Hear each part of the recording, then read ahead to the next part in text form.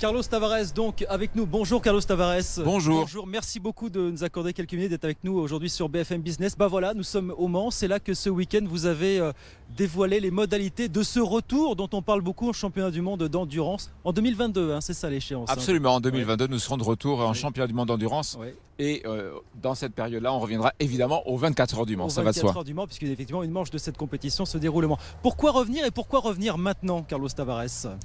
D'abord parce que le Mans est une épreuve très particulière qui constitue un accélérateur du développement de la technologie automobile. Et nous savons très bien que dans les attentes sociétales vis-à-vis de l'automobile, nous avons une attente forte qui est une mobilité qui soit sûre, abordable et propre. Or, il se trouve que la réglementation des 24 heures du Mans nous permet d'accélérer le développement de toutes ces technologies électrifiées. Et donc, ça fait totalement sens pour le groupe PSA et encore plus sens pour la marque Peugeot d'utiliser le sport automobile et les 24 heures du Mans comme une épreuve sportive d'accélération du développement de ces technologies électrifiées qui contribuent à la mobilité propre, abordable et sûr. Ce sont les nouvelles compétitions effectivement qui vont entrer en vigueur, qui vous offrent cette opportunité pour le Absolument, coup. c'est une réglementation qui a été très bien conçue par l'Automobile Club de l'Ouest et par la Fédération internationale du sport automobile, qui ont su à la fois conjuguer une réduction des coûts de cette participation et dans le même temps ouvrir la réglementation à des technologies électrifiées qui nous permettent d'accélérer le développement, qui nous permettent finalement de mettre le sport automobile et les 24 heures du Mans au service de cette mobilité propre, abordable et sûre. Peugeot a déjà remporté à plusieurs reprises les 24 heures du Mans. La dernière fois c'était en 2009. Alors historiquement on a remporté les 24 heures du Mans avec deux technologies. Là on va s'y essayer avec une nouvelle technologie dans les prochaines années. Absolument. Peugeot a déjà remporté les 24 heures du Mans avec deux technologies thermiques. Et cette fois-ci nous allons participer avec une technologie électrifiée qui évidemment démontre tout le savoir-faire de l'ingénierie du groupe PSA et de la marque Peugeot en particulier. Et nous avons à cœur, nous qui sommes des compétiteurs et des ingénieurs, nous aimons la technologie, nous aimons la compétition. Évidemment, nous ne pouvons pas être ailleurs qu'aux 24 heures du Mans. Mais justement, je rebondis un petit peu sur ce que vous disiez. Effectivement, rayonnement international majeur, encore plus majeur pour PSA Peugeot Citroën, pour Peugeot évidemment, grâce aux 24 heures du Mans et ce retour au championnat du monde d'endurance.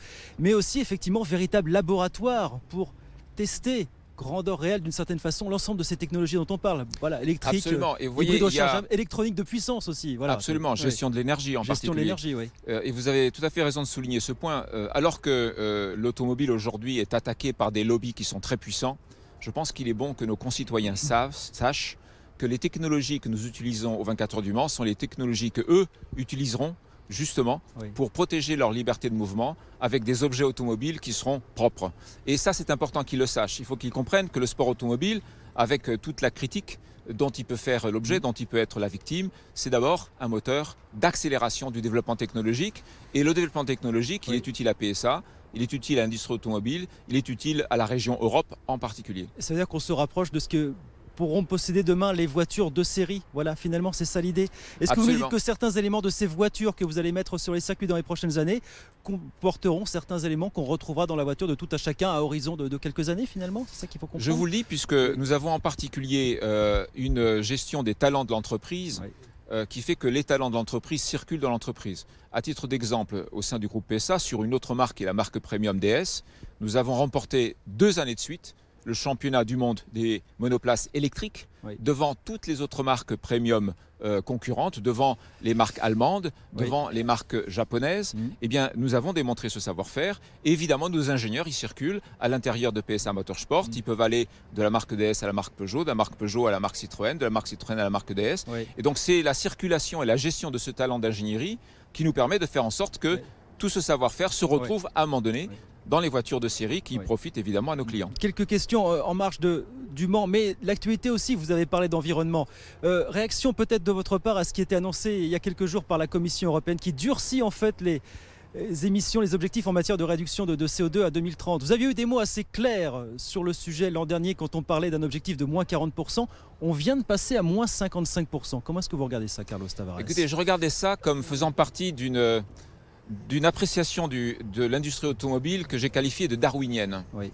Il y a 2 facettes à cette réponse. La première facette, c'est que du point de vue du groupe PSA, nous qui sommes les leaders en Europe de la réduction des émissions de CO2, nous accueillons avec plaisir la sévérisation des objectifs parce que nous pensons que nous avons la technologie, nous pensons que nous avons l'ingénierie, nous pensons que nous avons l'appareil industriel pour répondre à cette attente. Alors évidemment, parce que le travail était mis en place depuis... Parce que toutes ces décisions, nous les avons prises depuis 2014-2015 et nous avons installé un schéma productif et une ingénierie et des briques technologiques qui nous permettent de répondre à ces attentes.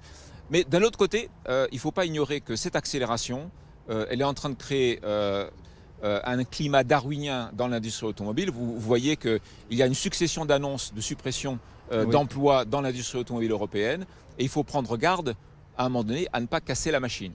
Et donc ce qui est en train de se produire, c'est que la compétitivité du groupe PSA au sens de la maîtrise des briques technologiques qui permettent de réduire les émissions de CO2 va encore être renforcée par l'accélération de ces normes. Et donc pour ce qui concerne PSA, très bien, on va le faire. Et évidemment, ça va nous poser de beaucoup de difficultés, mais nous avons des équipes qui sont extrêmement concentrées sur ces objectifs. Et donc, je pense qu'on a la capacité à répondre à ces attentes. D'un autre côté, ne soyons pas surpris, nous les citoyens, qu'il y ait des impacts sociaux liés à cette accélération au niveau de l'industrie automobile européenne. Surtout, ne soyons pas surpris et souvenons-nous de ce moment. Pour ce qui est de l'environnement, évidemment, nous sommes là pour servir les sociétés dans lesquelles nous opérons et nous avons tout fait pour répondre à ces attentes et nous sommes de ce point de vue-là sereins. La période darwinienne dont vous parliez il y a un an, c'était une période qui pouvait offrir des risques ou des opportunités. Pour PSA, par définition du darwinisme. Oui, c'est ça. Pour PSA, c'était des opportunités finalement. Et oui, quand puisque nous avons compris qu'il fallait avancer plus vite que la concurrence, voire même anticiper la sévérisation des objectifs.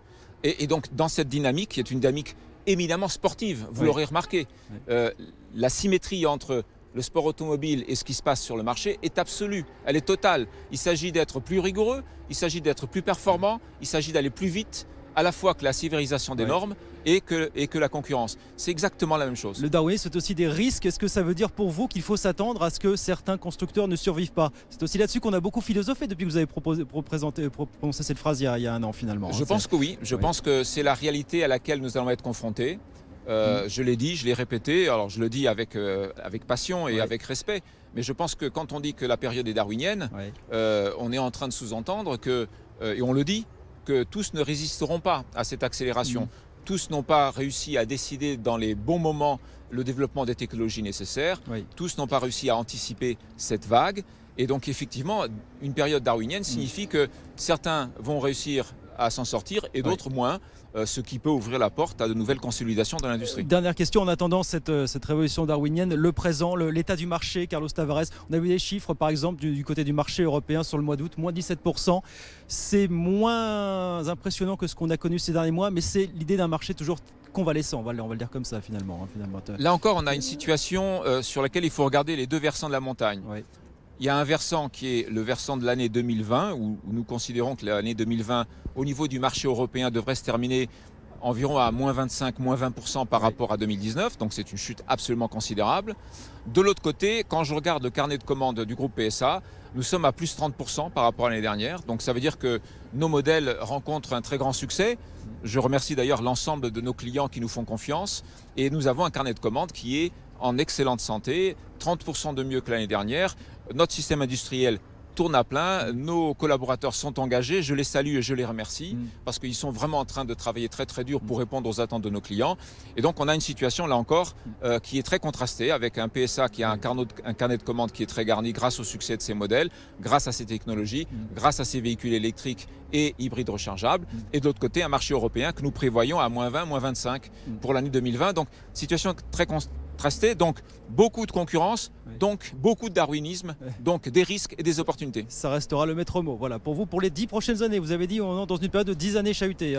Jusqu'à 2030, puisque c'est en 2030 que les nouveaux objectifs de l'Union européenne sont imposés, bien entendu. Carlos Tavares, le PDG de PSA Peugeot Citroën, merci beaucoup. Merci. Merci à vous.